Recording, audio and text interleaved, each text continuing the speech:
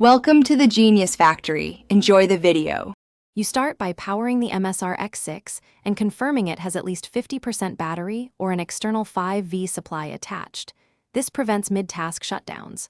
Once powered, verify the micro SD card is formatted and the firmware shows V1. 2 or later so features behave predictably. Next, attach the probe or accessory you need, making sure connectors click and seals are tight.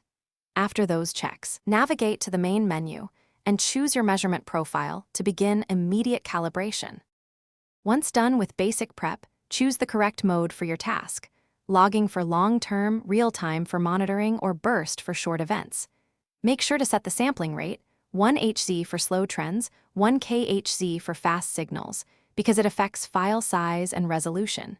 Then configure thresholds and digital filters to reduce noise and set individual channel gains so readings sit in the optimal range.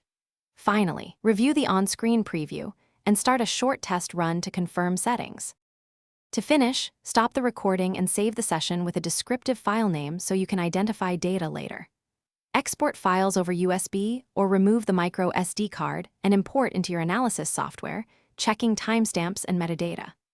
Clean connectors and store accessories properly.